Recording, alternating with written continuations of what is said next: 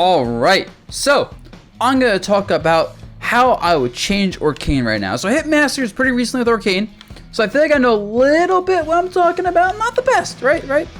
But hitting Masters, pretty good. So let's talk about ORCANE. This character, he's fun. He has issues. Every character has issues. He also has really strong strengths. So let me talk about the things I'll nerf with him first, actually. Weird, right? Talking about the nerfs before the buff, saying he needs nerfs. So with that, I mentioned this in one of my previous videos about projectiles, where I think ORCANE's projectile is just really stupid. I think his forward air across the board, insane move. Like, insane for just controlling space, like juggling, you can set combos with it. I think just everything about this move is very good, including the back hit. Like, I think this is way too strong for getting at disadvantage. So I would maybe even nerf like the hitbox in this, the travel distance, something. Right? Like this, like, oh, you just hit into the air and you do like a B reverse down B. Like, see, I would, this move across the board I think is way too strong and safe and just kind of mindlessly spammable. And similarly, neutral B and the down B, right? Like I think this really safe projectile, not very much that can be done to punish it, you know, sets up puddle. You can combo off of it. I don't think it's the biggest deal though. I think it's just a little strong. But I think this is insane. Even if you like buff parries, I think this is just hard to punish, right? Like you can angle the bubbles to bait out a parry. A lot of characters don't have the best slide on like dash parry, which I think would help a lot of characters if dash parry like gave you more of a slide. And like, of course, if you hit with this move, like you get some good reward. Depends on the situation, but like you can get some nonsense.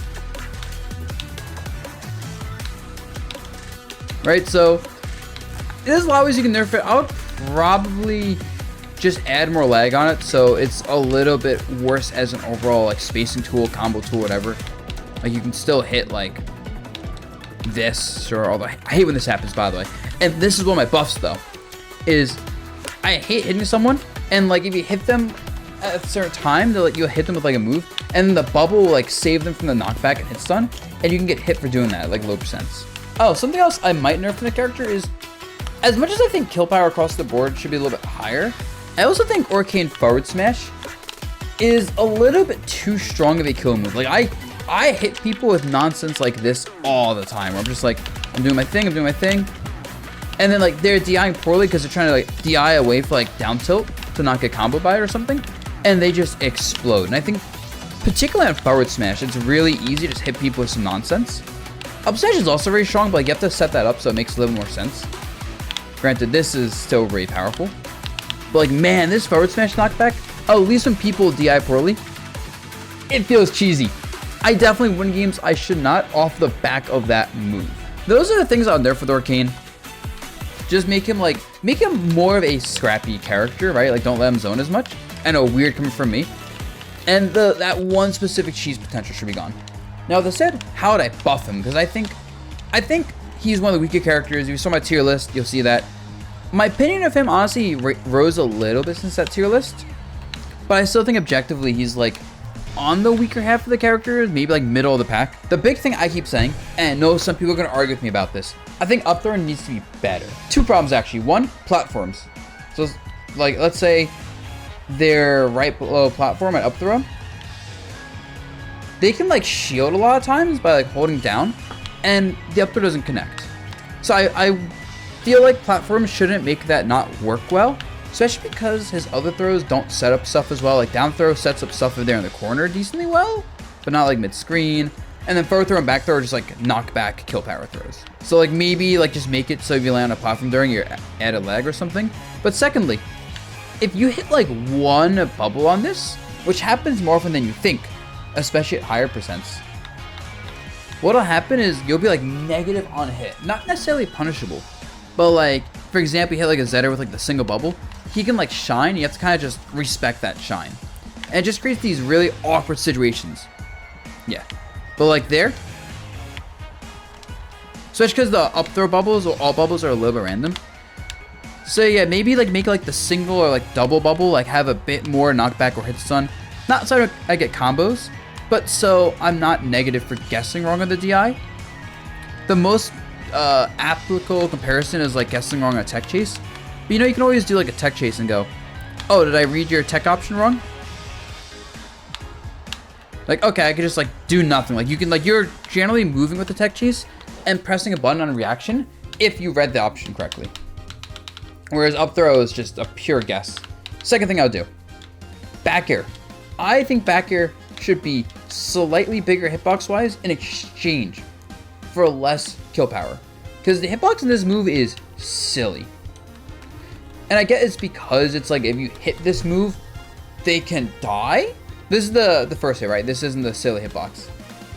Pretty decent first hitbox, right? And then the second hitbox, that's it. That's all it is. On heavyweights, it's easy enough to hit. And you can like set this up pretty well with like bubbles. But there's a lot of times where I'm edge guarding someone and like I try back air them, I just can't. Especially if like they're like in the air, like if I'm hitting like this, right? Like sometimes I'll get that. It's not even consistent. And then sometimes it's like that happens. That was a little bit too low, right? But like you can't always control what you're getting hitbox wise. There we go, right? Like that looks like it should have hit. See, there's a lot of times where that tiny hitbox, and I don't know if DI or SDI matters in terms of like the first hitbox connected to the second one. But I definitely have stocks where I loop like 3 of these in a row. And then stocks where that happens and I'm like, that connected properly? All right, next thing I'll do. So I was labbing and I realized there's a really stupid thing about the Krag ORCANE matchup. Granted, I think Krag is really stupid in general, and this plays into the video before I mentioned about like crouch canceling being too strong. I can't break his crouch cancel consistently with anything until like 50. Like here, down tilt, nope, doesn't break it at 40. Up tilt, almost 50, doesn't break it. Jab, 60 plus doesn't break it. Doesn't break it. The only thing that breaks it is forward tilt this percent. Even then, it like not the best, but also that's at like 80, right? At 40, nope, doesn't break it at 40. I'll make forward tilt break crouch cancel a lot more reliably because that move doesn't lead to combos. It leads to tech chases if they crouch cancel. And I think that's fine, right? It gives me a punish on crouch cancels. Yeah, I wish his up air had been more knockback, period. Both the spike hitbox, because the spike hitbox has like no knockback. You have to like double or triple spike people like off stage to kill them at high percents. The hitbox is also not the easiest to sweet spot on the move. Big bodies get messed up by up throw. That's pretty nice. Doesn't kill, right? And that's like 100 plus. He's like kind of like already near a top blast zone. It has a lot of like startup, not the best hitbox, right? And it's just, it's still.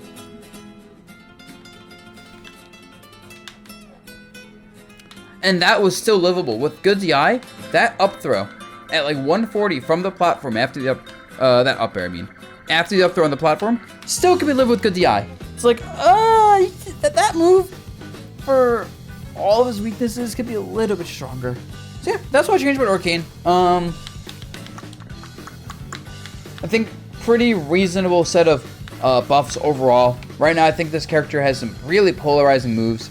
Up tilt's also a very strong move that maybe could be touched a little bit, but also he's meant to be a good character up close. Like downer is also a very strong move, but once again, he's meant to be like an up close, like brawler, like Mario-esque character. So him having up close buttons that are really strong makes sense. Oh, here's a bonus one. I know this is actually never gonna happen, but I'll love a toggle to make it so side B only happens if I like hold the move. Like if I tap side B, it doesn't come out. Because there's so many times I try doing like a down B and my finger slips and I accidentally get a side B and I just die. And it's like, oh, I meant to down B and I side B'd. Right? I'm trying to like do B versus neutral B and, you know, do B versus neutral B. Oh, oops. Oops.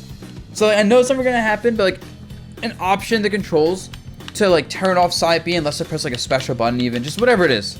Oh, it would be a lifesaver.